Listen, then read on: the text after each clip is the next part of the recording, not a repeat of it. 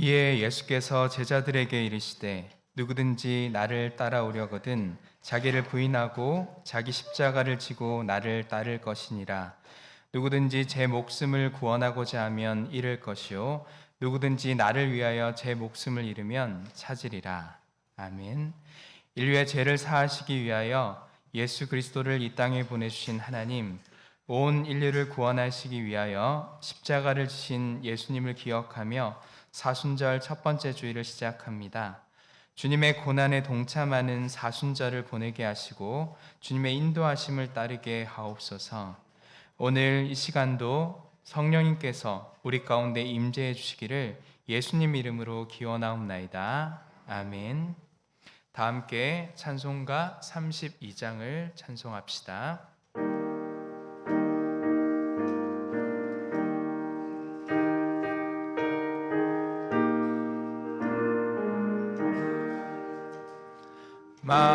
만유의 주죄 존귀하신 예수 사람이 되신 하나님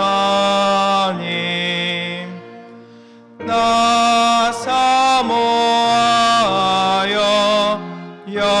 영원히 섬기 내 영광 되신 주로다. 화려한 동산 무성한 저수목 다 아름답고 묘하나 순전한 예수 더 아름다워 봄 같은 기쁨 주시네. 광명한 해와 명랑한 저 달빛 수많은 별들 빛나나 주 예수 빛이 더 찬란하여 참 비교할 수 없도다.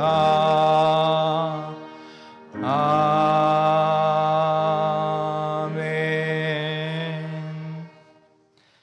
교독문 124번 사순절 첫 번째 말씀을 교독합시다. 내 하나님이여, 내 하나님이여, 어찌 나를 버리셨나이까?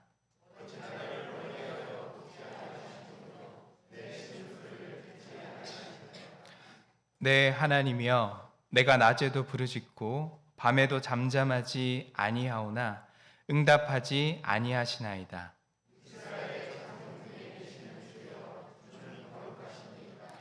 우리 조상들이 주께 의뢰하고 의뢰하였으므로 그들을 건지셨나이다.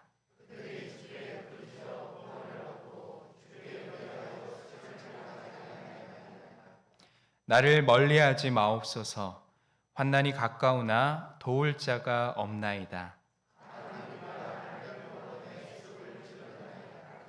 내가 내 모든 뼈를 셀 수 있나이다. 그들이 나를 주목하여 보고 내 겉옷을 나누며 속옷을 제비 뽑나이다.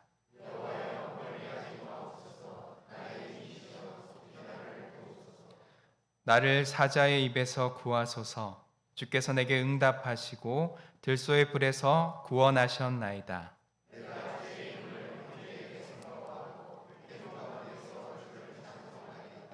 여호와를 두려워하는 너희여 그를 찬송할지어다.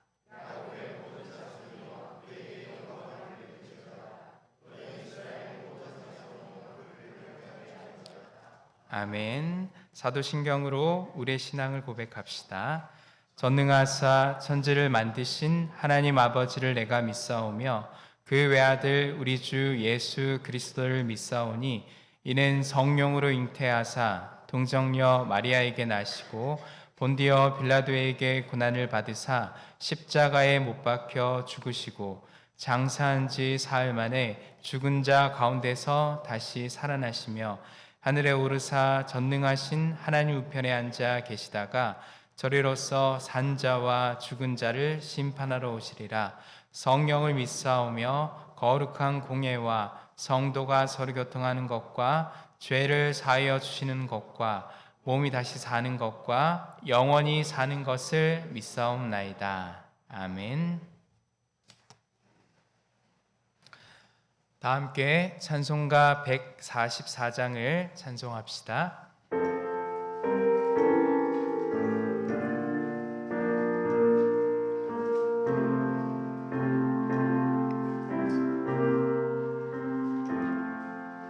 예수 나를 위하여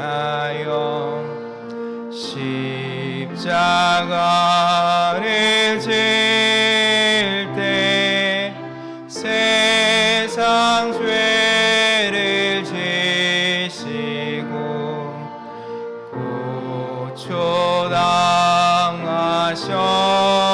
고초당하셨네.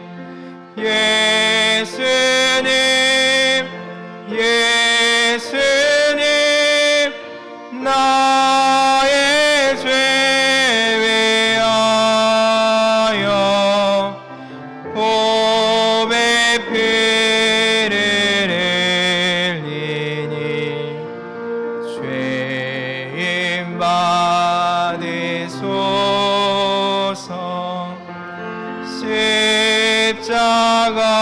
십자가를 지심은 무슨 죄가 있나. 점을 지은 사람들 메시아 죽였네.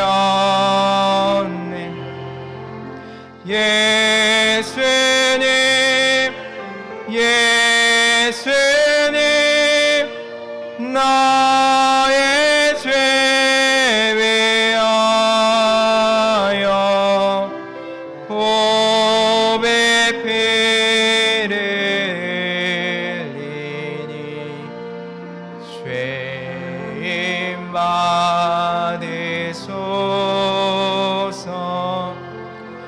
피와 같이 붉은 죄 없는 이가 없네. 십자가의 공로로 눈과 같이 되네.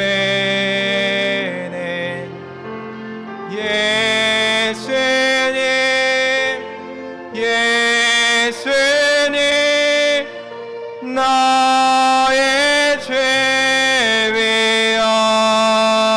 위하여 보배 피를 흘리니 죄인 받으소서.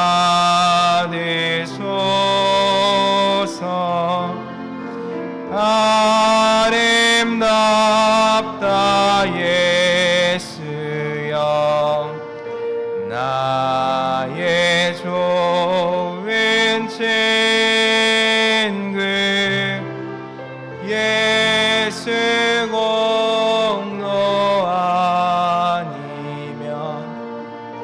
영원 영벌 받. 예수님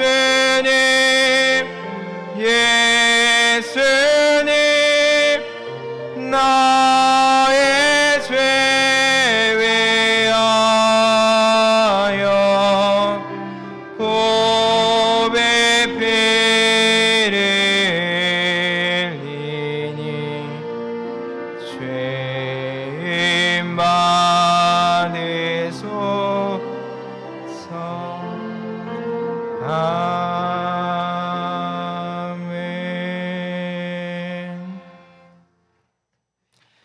김석 안수집사님 나오셔서 기도하겠습니다.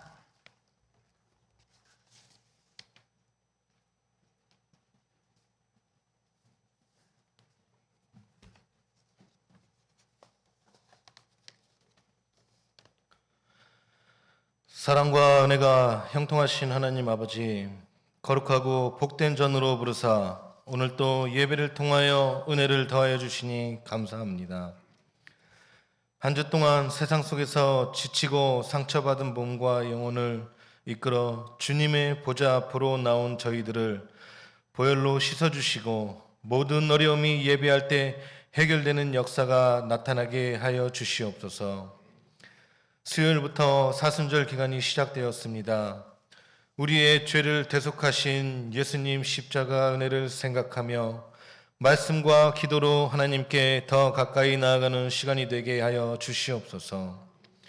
우리를 살리기 위해 아들 예수님을 이 땅에 보내신 하나님, 아버지의 그 사랑을 기억하며 하루하루를 살아갈 때 은혜로 살게 하시고 나의 삶은 예수님의 피값이라는 것을 기억하고 감사로 나아가는 우리 모두가 되게 하여 주시옵소서.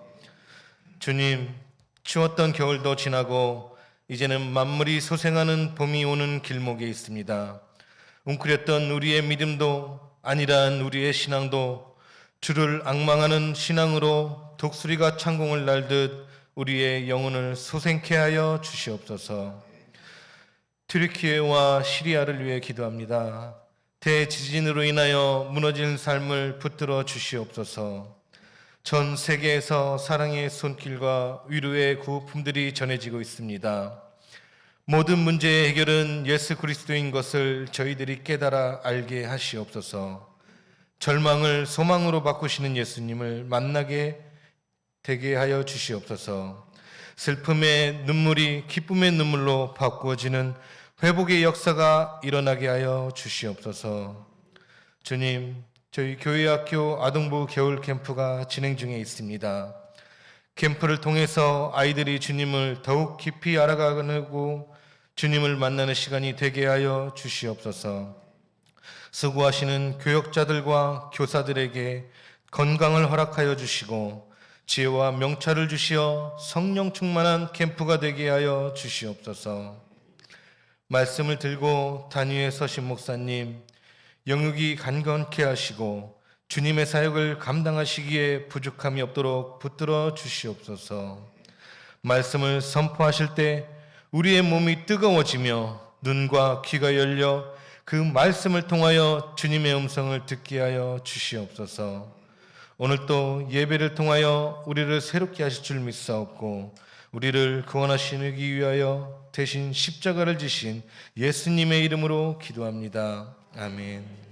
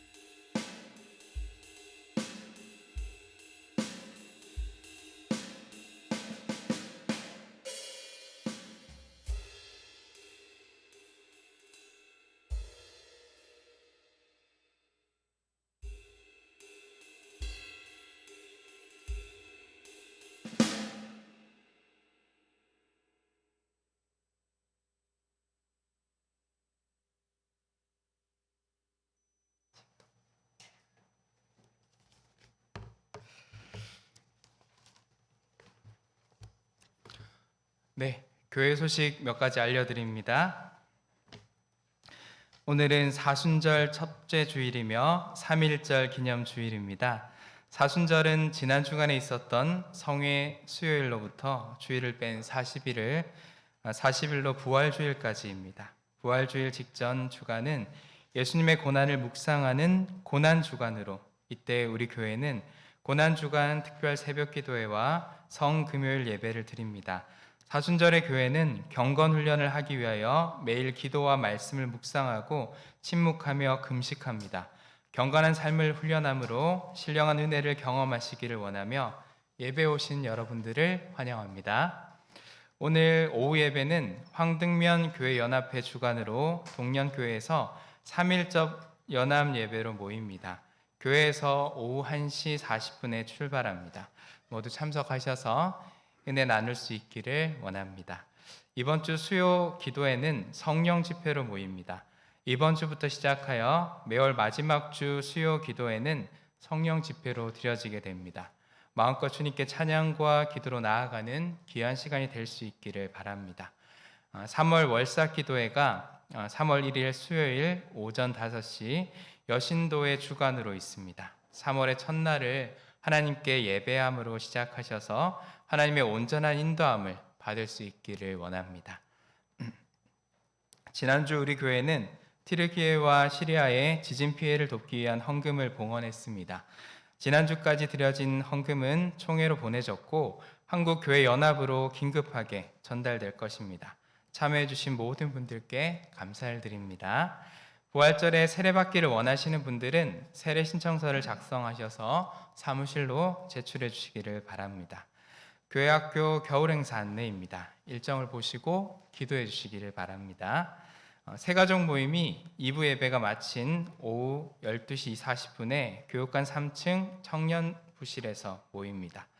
작년 주보를 모으신 분들은 제본할 수 있도록 사무실로 제출해 주시기를 바랍니다. 담임 목사님 동장입니다. 다음 주 27일 월요일부터 28일 화요일까지 총회 선교 아카데미 수료식에 참석합니다. 위에서 기도해 주시길 바랍니다. 다음 주 식당 설거지 봉사는 20공동체입니다. 대회 소식 알려드립니다. 삼기교회 담임 목사 취임 및 임직 예식이 오늘 오후 3시 삼기교회에서 있습니다. 교우 소식입니다. 문용의 장로님과 김사순 권사님 가정이 지난주에 등록했습니다. 서동식 장로님과 조숙경 집사님의 차남 서대두 청년의 결혼식이 3월 11일 토요일 오전 11시 익산 W 컨벤션 웨딩홀에 있습니다. 교회 출발은 오전 10시 20분입니다. 이를 위해서 박수로 환영하고 축하합시다. 이번 주 생일 맞으신 분들입니다. 박점수 권사님, 이복실 권사님, 김명순 권사님, 고승조 성도, 박춘지 집사님, 김옥주 권사님, 김현숙 권사님, 진기자 권사님, 박선자 권사님입니다. 마찬가지로 박수로 축하합시다. 다 함께 찬송가 218장을 부르면서 봉헌합시다.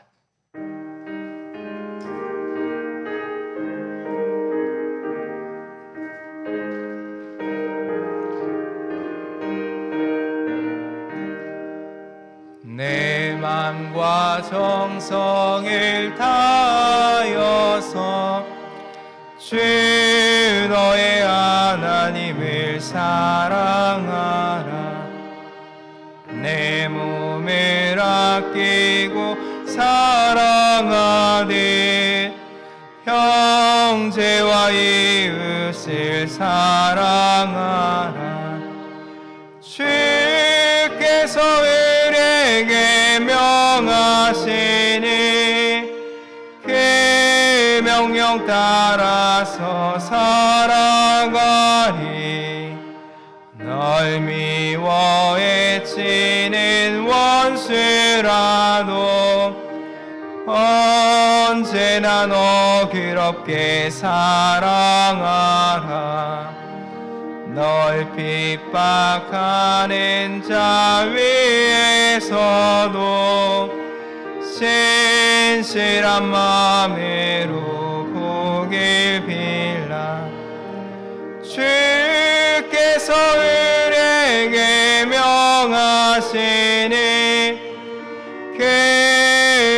생명 따라서 살아가리. 나 멀리하고 형제를 사랑하지 못하였다. 이러한 죄인을 사랑하사 주께서 몸 버려 죽으셨다. 속죄 큰 사랑 받은 이 몸 내 생명 다 바쳐 충성하리. 아멘.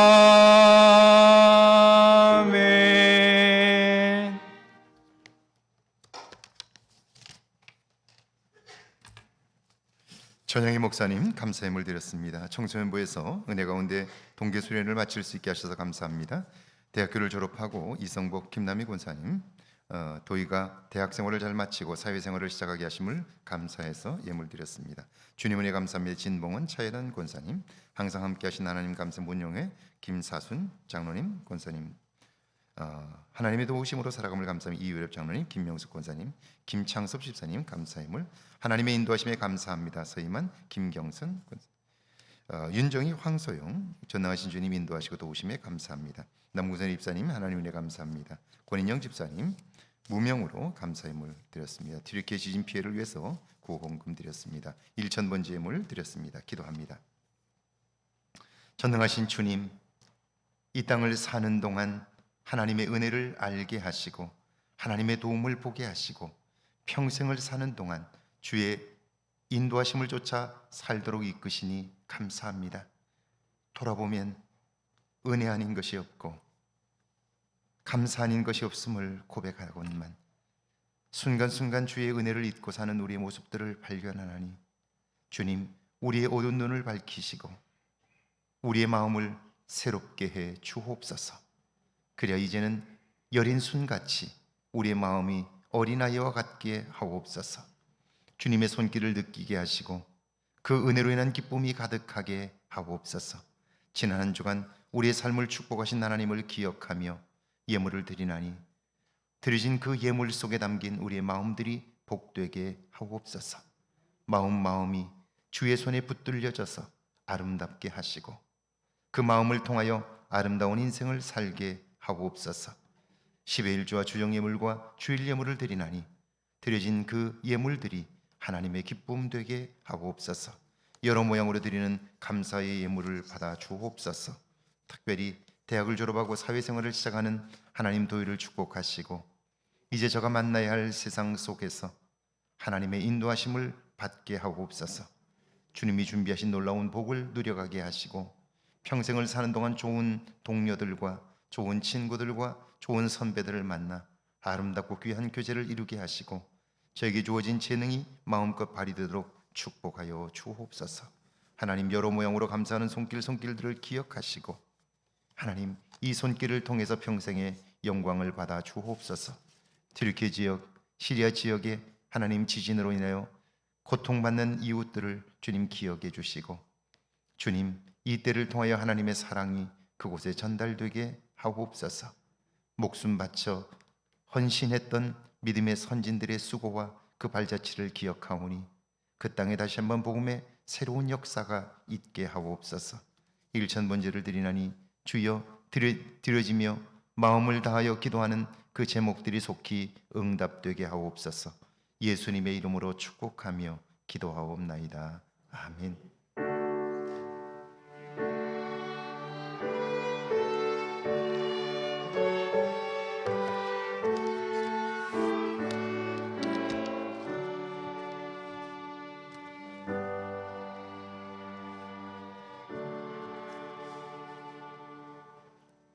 오늘 저에게 주시는 하나님의 말씀은 에베소서 4장 13절에서 15절까지 말씀, 구약성경 열왕기상 18장 1절에서 4절까지 말씀입니다. 먼저 에베소서 4장 13절에서 15절까지 말씀, 우리 한 목소리로 함께 봉독합니다. 13절에서 15절입니다. 함께 봉독합니다. 우리가 다 하나님의 아들을 믿는 것과 아는 일에 하나가 되어 온전한 사람을 이루어 그리스도의 장성한 분량이 충만한 데까지 이르리니 이는 우리가 이제부터 어린아이가 되지 아니하여 사람의 속임수와 간사한 유혹에 빠져 온갖 교훈의 풍조에 밀려 요동하지 않게 하려 함이라. 오직 사랑 안에서 참된 것을 하여 범사에 그에게까지 자랄지라. 그는 머리니 곧 그리스도라. 아멘. 구약성경 열왕기상 18장 1절에서 4절까지 말씀입니다. 열왕기상 18장 1절에서 4절입니다. 함께 봉독합니다. 1절에서 4절입니다. 많은 날이 지나고 제3년에 여호와의 말씀이 엘리야에게 임하여 이르시되 너는 가서 아합에게 보이라. 내가 비를 지면에 내리리라. 엘리야가 아합에게 보이려고 가니 그때에 사마리아의 기근이 심하였더라. 아합이 왕궁 맡은 자 오바데를 불렀으니 이 오바데는 여호와를 지극히 경외하는 자라. 이세벨이 여호와의 선지자를 멸할 때에 오바데가 선지자 100명을 가지고 50명씩 굴에 숨기고 떡과 물을 먹였더라. 아멘. 하나님의 말씀입니다. 할렐루야. 이번 한 주간에도 하나님의 은혜와 사랑이 여러분과 여러분의 가정에 넘치기를 주의 이름으로 축원합니다. 축원합니다. 우리 앞뒤 옆 사람과 인사할까요? 만나서 반갑습니다. 네, 한 주간도 평안하십시오. 한번 인사하시죠. 고맙습니다. 네, 고맙습니다. 이제 날씨가 완연하게 봄이 되어가는 것 같습니다. 한 번 더 아마 꽃샘추위가 있을 텐데 감기 요즘 유행하고 있습니다. 조심하시고 건강 유의하실 수 있으면 좋겠습니다. 한때 유행한 말들 중에 9988234라는 말이 있습니다. 99세까지 팔팔하게 살다가 2, 3일 정도 병원에 입원하여 자녀들과 가족들을 다 만나고 세상과 작별한다. 그런 뜻인데요. 아마도 모든 사람들이 바라는 가장 이상적인 죽음일 것입니다. 이것이 쉽지 않기 때문에 사람들은 정기적으로 운동도 하고요, 영양제도 먹습니다. 건강에 좋다는 것은 빠지지 않고 챙기지요. 그런 노력 중에 하나가 소식하는 것입니다. 소식하면 건강에 좋다 하는 속설이 있기 때문이죠. 그런데 그것이 사실 이미 과학적으로 입증이 되었습니다. 한국생명공학연구소 권은수 박사가 이끄는 노화융합연구단은 지난달 18일 바이오 분야 국제학술지인 네이처 커뮤니케이션스 온라인판에 소식하면 장수한다는 내용의 연구 결과를 발표했습니다. 사람이 늙는다는 것은요, 시간이 지남에 따라 점진적으로 생명체의 기능이 떨어지는 거예요. 그리고 끝내는 죽음을 맞게 되는 건데요. 이 모든 것은 다 생물학적 현상으로 설명될 수 있죠. 학자들은 사람들이 늙어가는 이런 노화를 줄이기 위한 방법들을 찾기 위해 정말 많은 노력을 기울였습니다. 그래서 찾아낸 것이 노화를 늦추는 방법 중에 하나가 영양분을 충분히 골고루 섭취하라는 거였어요. 이건 정말 중요하지요. 그런데 우리가 살아봐서 알죠? 그걸 모르는 사람은 없는데 사실 그걸 지키는 일이 쉽지 않습니다. 그러니까 알지만 행하기 어려운 거예요. 그런데 이번 연구에서는요, 사람들이 에너지원으로 사용하고 있는 탄수화물 중에 하나죠, 글루코스를 너무 많이 섭취하면 그것이 노화를 가속화시킨다는 거예요. 권은수 박사팀은 노화 연구에 널리 활용되는 모델 생물인 예쁜 꼬마 선충을 이용하여 글루코스 섭취를 제한했습니다. 그랬더니 에너지 조절에 관여하는 AMPK 단백질, 이 활성화 단백질 인산화 효소인데요, 이게 활성화되었고 수명이 증가하는 것을 새롭게 밝혀낸 거예요. 사실 많은 사람들이 적게 먹는 것이 건강에 좋다라고 말은 했지만 어떻게 좋아지는지, 어떤 효과가 있는지 알지를 못했어요. 그런데 이번에 권 박사 팀이 이걸 과학적으로 증명을 해낸 거예요. 그래서 연구팀은 글루코스 합성 능력을 낮춘, 그러니까 영양분을 대폭 줄인 거죠. 그런 대장균을 만들었고 그걸 예쁜 꼬마 선충이 섭취하자 AMPK 단백질이 뇌신경 세포에 수명 연장 신호를 보냅니다. 그리고 그 신호를 받은 조직들은 유동성을 증가시켜 노화를 조절했다 하는 거예요. 이 연구가 더욱 중요한 것은 요즘 어른들의 가장 큰 걱정은 치매이죠. 그런데 식사를 줄이면 치매를 일으키는 가장 흔한 퇴행성 뇌질환인 알츠하이머 역시 늦출 수 있다는 거예요. 그러니까 나이가 들수록 식사 양을 줄이는 일이 정말 중요한데, 그런데 이걸 지키려면 건강하게 살고자 하는 마음만 가지고는 안 됩니다. 그 마음이 먹고 싶은 욕망을 이길 때 우리는 비로소 건강한 삶을 살 수 있는 거예요. 그러니까 먹고 싶은 마음과 건강하게 살고자 하는 마음 둘이 있는데, 이 건강하게 살고자 하는 마음이 먹고 싶은 충동을 이겨낼 때 비로소 우리는 건강하게 살 수 있게 된다. 이 둘의 균형이 필요하다라고 하는 거죠. 이것은 신앙도 마찬가지입니다. 오늘 신약의 본문인데요, 에베소 4장 13절 한번 같이 읽어볼까요? 13절입니다. 함께 읽습니다. 우리가 다 하나님의 아들을 믿는 것과 아는 일에 하나가 되어 온전한 사람을 이루어 그리스도의 장성한 분량이 충만한 데까지 이르리니.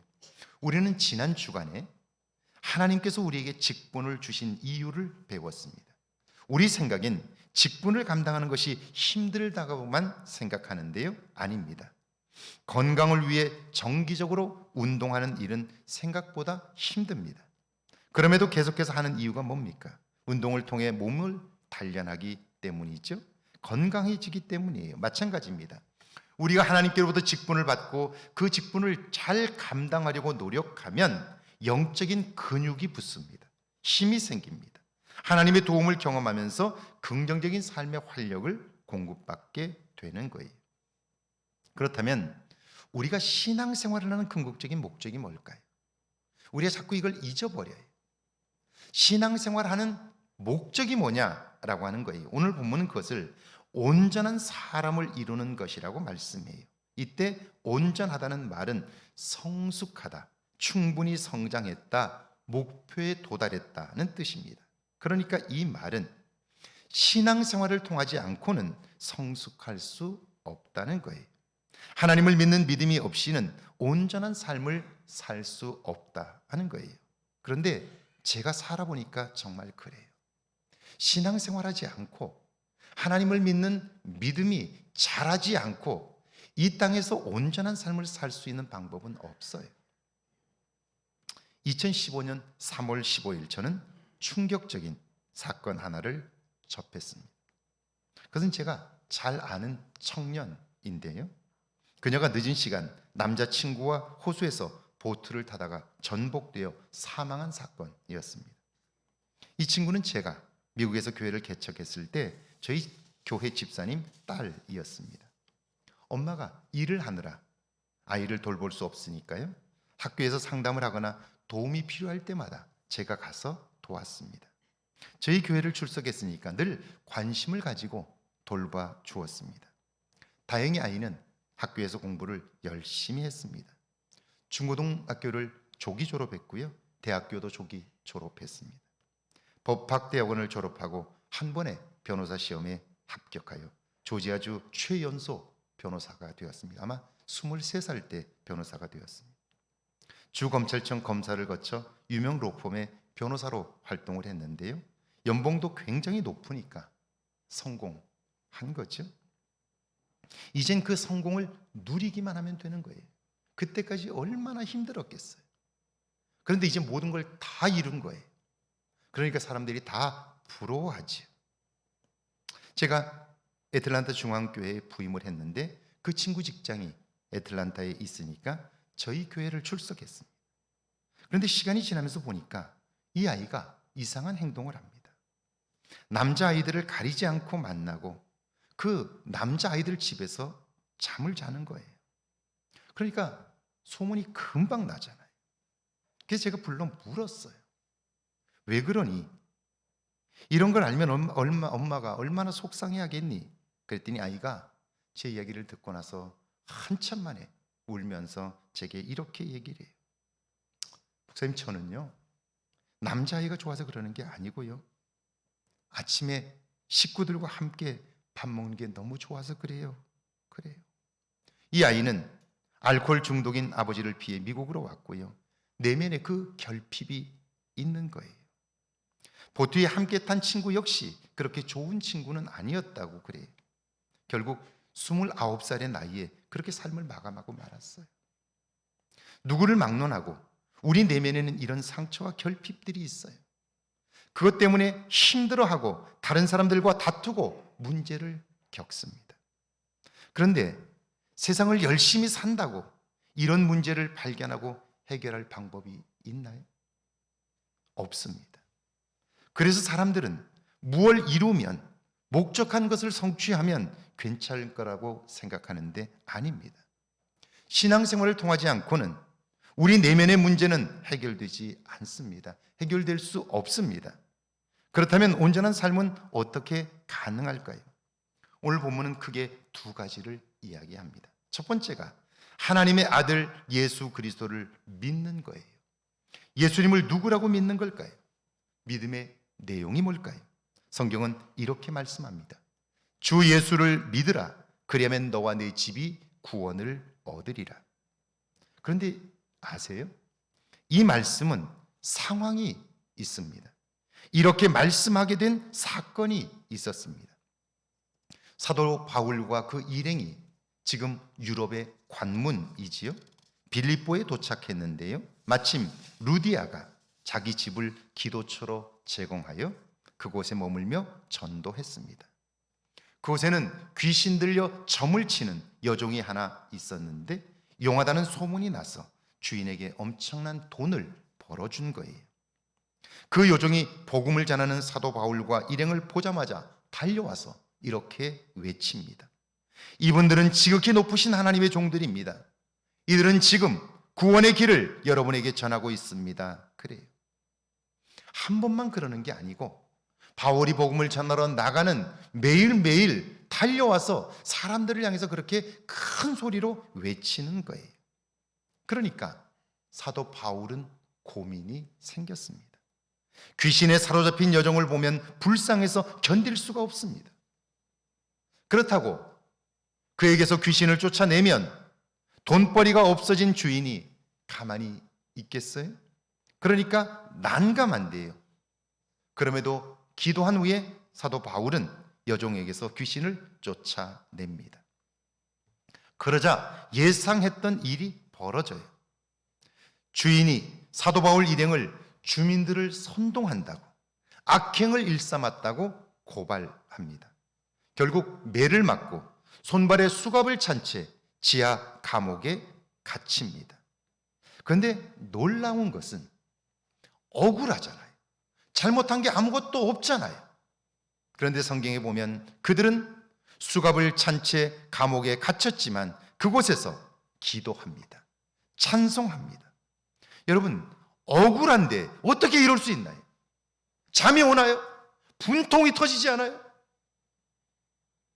항변해야 되지 않나요? 거기다가 이 사도 바울은요, 로마의 시민권을 가진 사람입니다.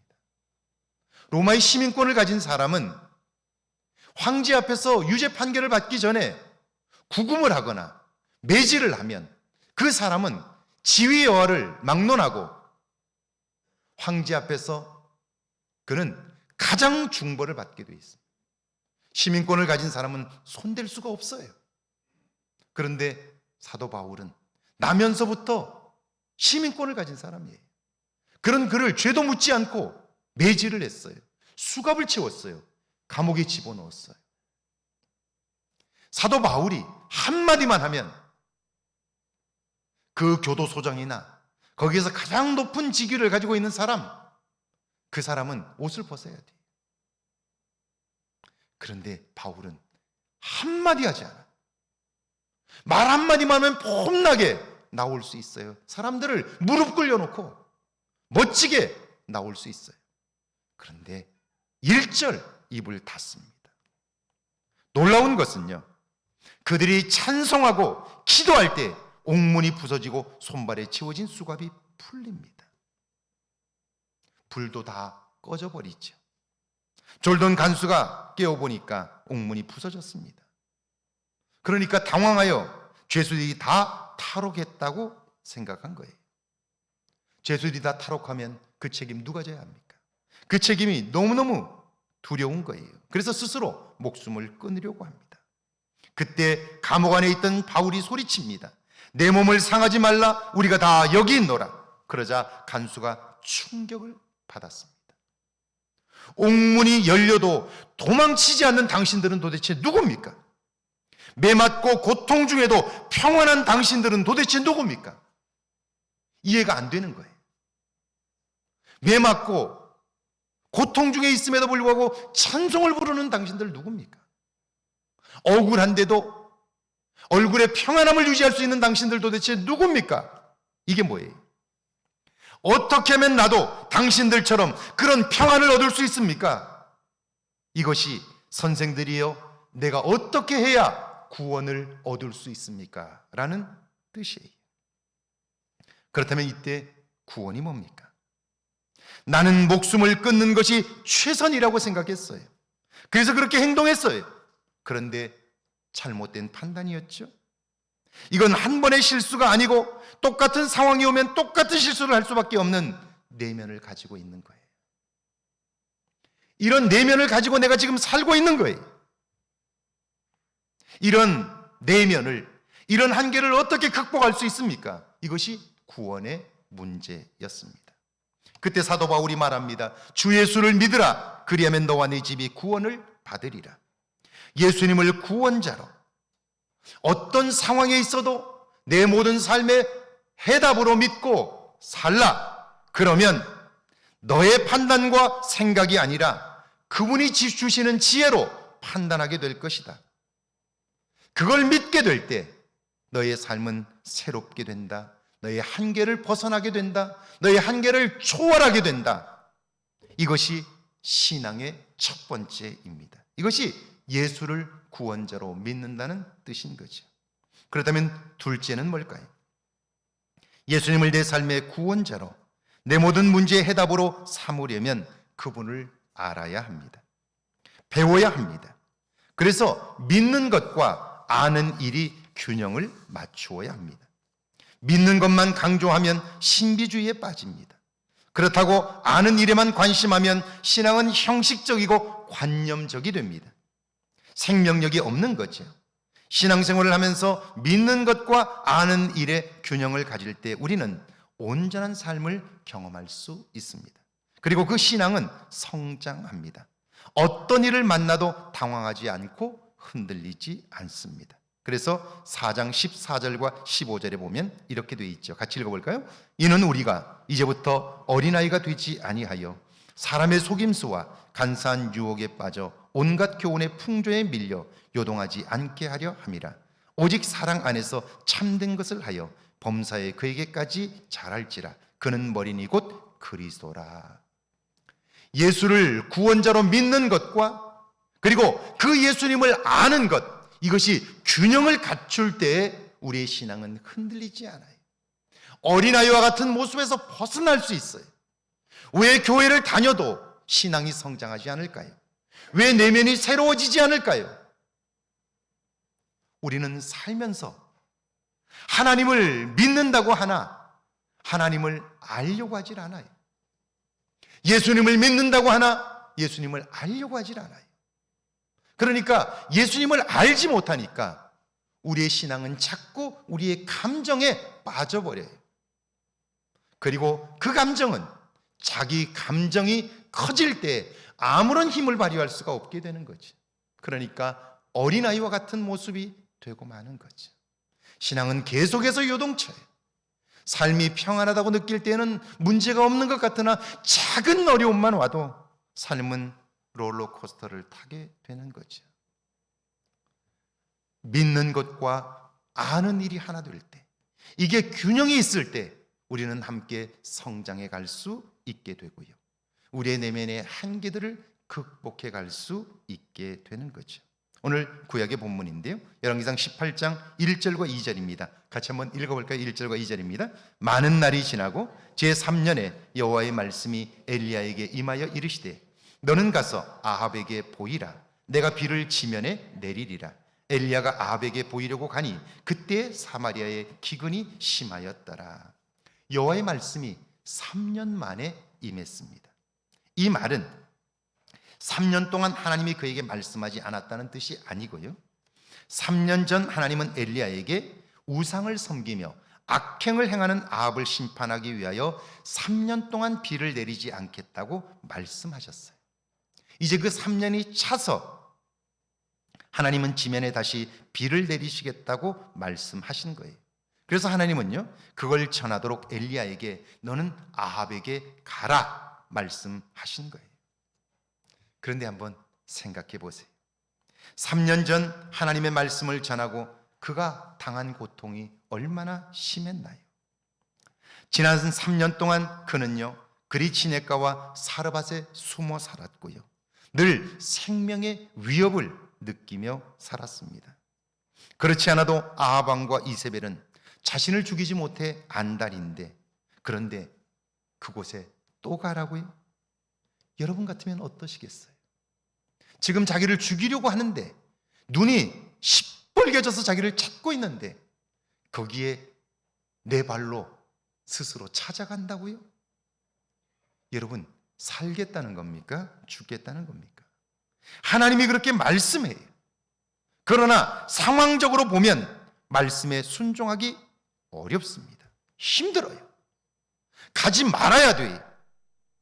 그런데 하나님은요, 엘리야에게 이렇게 말씀하셨어요. 너는 가서 아합에게 보이라. 이때 보인다는 말은 문자적으로는 가서 만나라는 뜻이에요. 그런데 이 말의 본래적인 의미는요, 제시하라, 증명하라, 이런 뜻입니다. 뭘 제시하고 뭘 증명하라는 걸까요? 하나님은 너는 그에게 가서 너의 믿음을 제시하고 하나님의 살아계심을 증명하라는 거예요. 그러고 보니까 지난 3년 어땠나요? 두려움은 있었습니다. 근심과 염려도 있었어요. 그러나 하나님은 지금까지 안전하게 지켜주셨어요. 힘들지만 어렵지만 믿음으로 행했을 때 하나님은 나와 함께 하셨어요. 그걸 믿으니까 어때요? 그 하나님을 알기 때문에 어떻습니까? 담대히 나아갈 수 있는 거죠. 사도 바울이 빌립보 감옥에 갇힐 때 한마디만 하면 감옥에 들어가지 않아도 됩니다. 폼나게 자기를 매질하는 사람을 그 앞에 무릎을 꿇릴 수 있습니다. 그리고 야단쳐 줄 수 있습니다. 그러면 신날 겁니다. 그런데 바울은 그 일을 하지 않습니다. 왜냐하면 이 일을 통해서 행하실 하나님의 일을 믿기 때문이에요. 그것보다 훨씬 더 놀랍고 기막힌 일을 행하실 하나님을 기대하기 때문이에요. 왜 우리가 어떤 일에 화를 내나요? 내가 옳다고 생각하기 때문이죠. 그리고 내가 옳기 때문에 그 사람은 틀렸고, 그러니까 견딜 수 없는 거 아니에요? 그런데 그때 이걸 통해서 하나님은 더 아름답고 귀한 일을 이룬다고 믿는다면, 그게 기대가 된다면 어때요? 화를 내지 않을 거예요. 분노하지 않을 거예요. 그러면 그걸 한번 이기고 나면 그때 나의 내면은 이만큼 성장할 수 있는 거예요. 새로워질 수 있는 거예요. 그리고 세상을 보는 눈이 달라질 수 있는 거예요. 자, 그 하나님을 기대하는 그 기대감은 하나님을 믿는 믿음과 더불어 하나님이 어떤 분인가를 알아야 돼요. 책을 통하여 배워야 하고 삶에서 경험되어야 해요. 어렵고 힘들었던 삶 속에서 하나님이 나를 건져주셨다고, 나를 도와주셨다고, 내 삶으로 경험한 하나님, 그 하나님을 경험하게 되면, 그러면 어떤 어려움이 와도 그 하나님을 믿기 때문에, 그 하나님을 알기 때문에, 몸으로 경험했기 때문에 그때 나의 감정이나 나의 판단이 아니라 이 일을 통해서 행하실 하나님에 대한 기대감이 나로 하여금 감정이 움직이지 않고 먼저 하나님에 대한 기대감으로 인하여 새롭게 그 하나님을 볼 수 있게 되는 거죠. 그리고 그 하나님이 기필코 행하시는 그 일을 보며 감격하고 기뻐할 수 있게 되는 거죠. 이게 어른스러움이죠. 이게 성숙함이죠. 이런 신앙의 삶을 경험하고 나면 그때부터 그의 삶의 능력이 경험되는 거예요. 자, 여기 2절을 한번 읽어볼까요? 2절입니다. 함께 읽습니다. 엘리야가 아합에게 보이려고 가니 그때 사마리아에 기근이 심하였더라. 사마리아는요, 아합 왕이 통치하는 북이스라엘의 수도입니다. 그들은 바알을 섬기고 아세라를 숭배하는데, 그들이 바알과 아세라를 섬기는 이유는 그 신들이 모두 풍요의 신이기 때문입니다. 지금 그들은 풍요를 위하여, 오늘날로 말하면 돈을 많이 벌기 위하여, 부자가 되기 위하여 그 신을 섬겼던 거예요. 하나님을 헌신짝처럼 버렸던 거예요. 그런데 그들을 열심히 섬겼는데 어떻습니까? 사마리아는 기근이 심했습니다. 그러니까 자기들은 부자가 되려고 그 신을 섬겼는데, 그런데 그 땅에 기근이 심했다는 거예요. 그러니까 잘못된 믿음을 가진 거죠. 바알과 아세라가 허구인 거죠. 자, 엘리야가 믿음으로 그걸 보니까 어때요? 담대할 수 있는 거예요. 그래, 저들이 믿는 신은 아무것도 아니야. 그런 저들의 신을 믿고 사는 저들이야말로 바보 같은 사람들이야. 저들을 구원하지 않고는 견딜 수 없는 하나님의 마음을 느끼게 되는 거죠. 그러니까 아합이 아무리 힘을 가지고 있다고 해도, 아무리 이세벨이 표독스럽다고 해도 두렵지 않은 거예요. 왜? 하나님이 더 크게 보이기 때문이지. 담대히 나아가서 하나님을 증명할 수 있다고 생각하는 거예요. 그러니까 담대히 나아가는 거예요. 자, 그랬더니 더 놀라운 일이 있는데요. 3절과 4절입니다. 같이 한번 읽을까요? 3절과 4절입니다. 아합이 왕궁 맡은 자 오바데를 불렀으니 이 오바데는 여호와를 지극히 경외하는 자라. 이세벨이 여호와의 선지자들을 멸할 때에 오베다가 선지자 100명을 가지고 50명씩 굴에 숨기고 떡과 물을 먹였더라. 아합 주변에는 모두 우상을 섬기고 그에게 아부하는 자들만 있는 줄 알았어요. 그런데 그 깊은 궁궐에도 하나님을 신뢰하는 사람이 있어요. 여호와의 선지자들을 먹이고 돌봤는데 발각되면 끝입니다. 죽는 거예요. 그럼에도 죽음을 두려워하지 않는 삶, 믿음이지요. 하나님을 잘 알기 때문에 이 일이 가능했던 거예요. 그 아합의 궁궐 깊은 곳에도 하나님을 경외하는 사람이 있었는데요. 엘리야로서는 그걸 알 수가 없지요. 그런데 믿음으로 나가보니까 거기에 하나님이 하신 이런 놀라운 일들이 있는 거예요. 그러니까 엘리야로서는요, 감격하는 거예요. 그리고 하나님이 하시는 이 놀라운 일을 보며 그가 기뻐할 수 있게 되고요. 더 이상 죽음에 대한 두려움이나 어떤 염려도 그의 내면에 자리할 수 없게 된 거예요. 사랑하는 여러분, 여러분은 예수님을 구원자로 믿으십니까? 아멘이 적으시군요. 여러분, 이건 굉장히 중요한 거예요. 오늘 우리가 무엇하러 교회에 나오느냐 하는 거예요. 여러분은 정말 예수님을 여러분의 삶의 모든 문제에 대한 해답이라고 믿으십니까? 그렇다면 그것과 더불어 여러분은 그분의 말씀을 배우려고 노력하고 계십니까? 신앙생활하면서 얼마나 말씀을 배우려고 하고 있습니까? 말씀을 얼마나 알고 있습니까? 깨달은 말씀이 여러분 속에 얼마나 담겨져 있습니까? 예수님을 구원자로 믿는 믿음과 그분의 말씀을 통하여 깨달은 것이 함께 있을 때 균형 잡힌 믿음이 되어 흔들리지 않을 수 있게 되고요.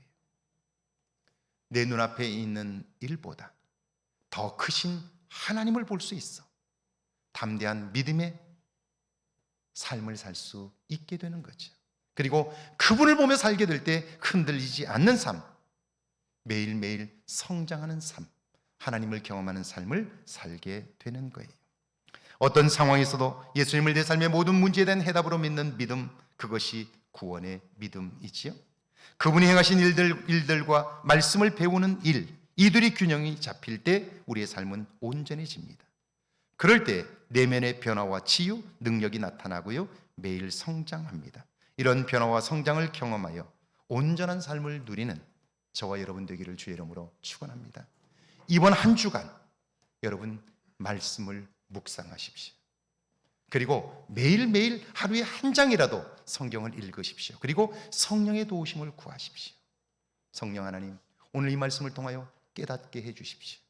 깨달은 말씀을 마음에 담게 해주십시오. 기도하고 매일매일 말씀을 묵상하고 기도할 때 성령은 여러분에게 믿음과 더불어 그 믿음을 견고하게 떠받칠 만한 말씀의 깨달음을 주실 거예요. 이런 은혜가 있기를 주의 이름으로 축원합니다. 찬양하고 기도합니다.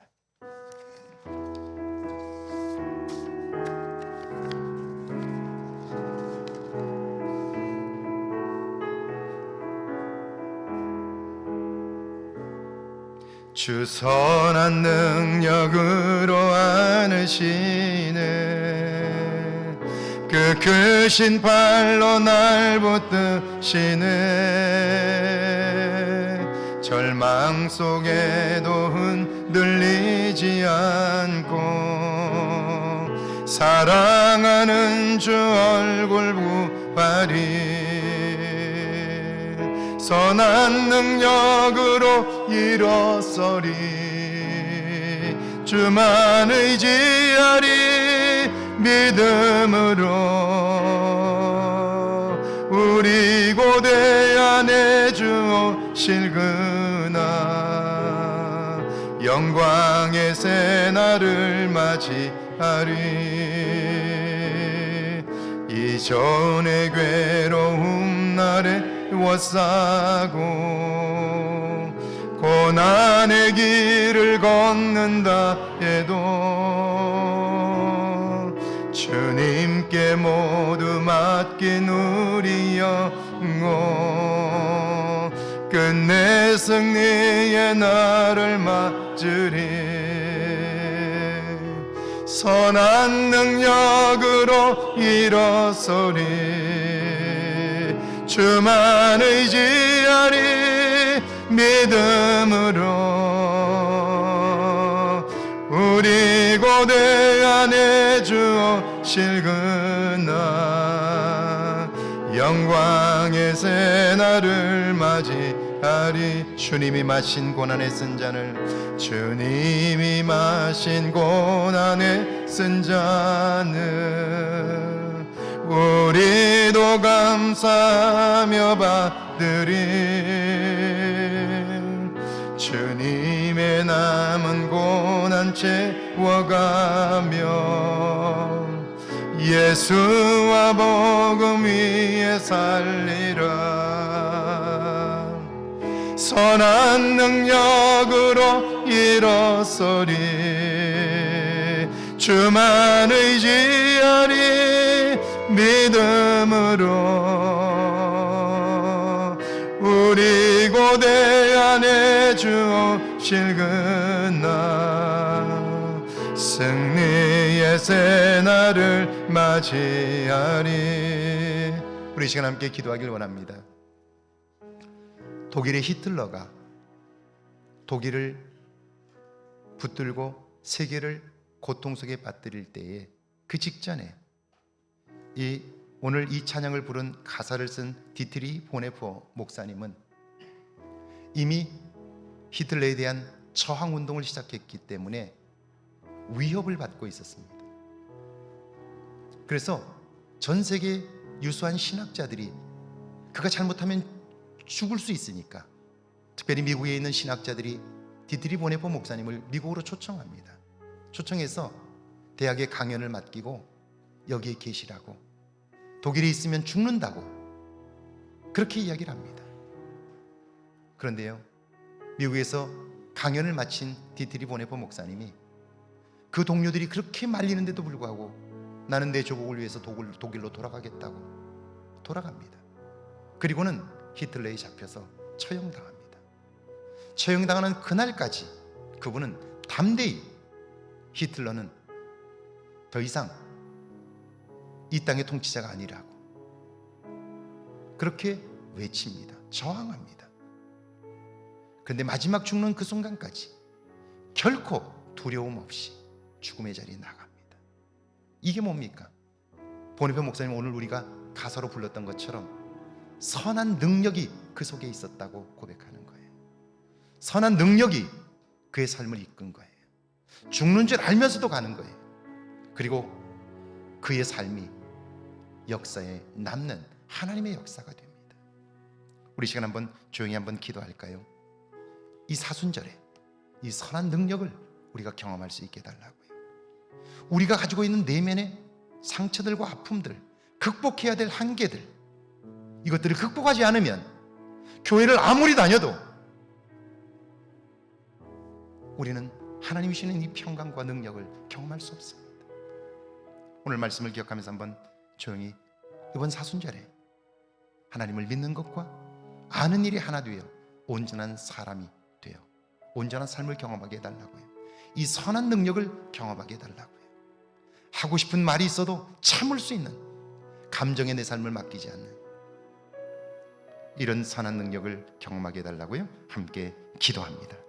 주님, 이 거룩한 주일에 죄전을 찾은 성도들을 기억하시고 이제는 내 안에 선한 능력이 경험되게 하옵소서.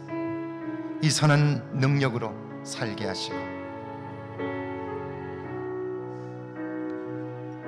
주님, 사순절을 맞는 이때에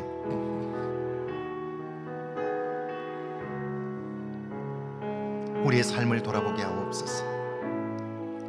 교회는 다니나 성경의 말씀을 알지 못하고 여전히 내 감정을 쫓아 사는 우리의 모습들을 발견합니다.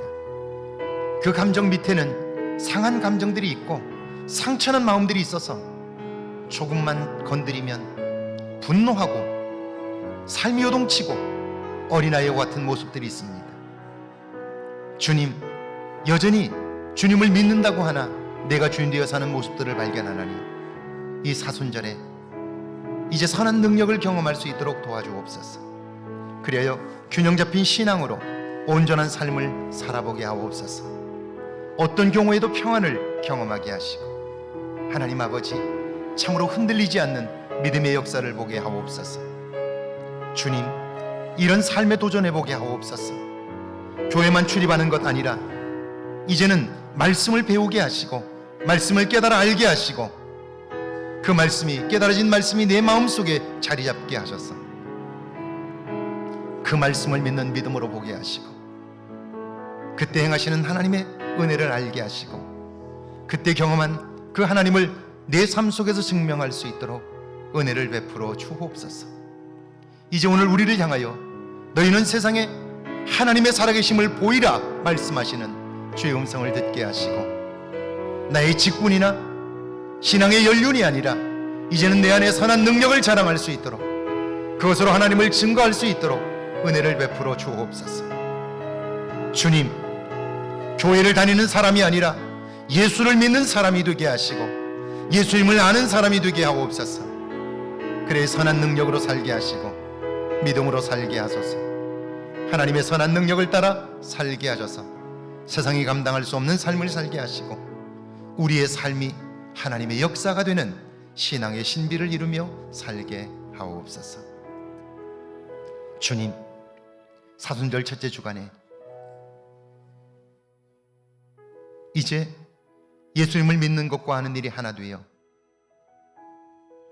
이제는 온전한 삶을 살기를 다짐하게 하시니 감사합니다. 선한 능력으로 살게 하시고 그 능력 안에 사는 저희들 되게 하옵소서. 이번 한 주간 이제 남은 삶 속에 예수님을 믿는 것과 아는 일이 하나가 되어 온전한 삶을 살게 하옵소서. 그 일에 도전하게 하옵소서.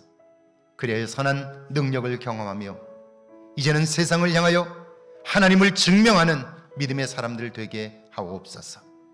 지금은 우리 주 예수 그리스도의 은혜와 하나님 아버지의 놀랍고 크신 사랑하심과 성령의 도우시고 함께 하시는 은총의 역사가 이제 선한 능력으로 살아 세상에 하나님을 증거하기를 원하는 죄 모든 백성들과 가정과 일터와 우리의 교회 위에 우리가 사는 이곳 아름다운 익산과 이 땅과 온 세계 위에 이제로부터 영원토록 함께 계실지어다. 아멘.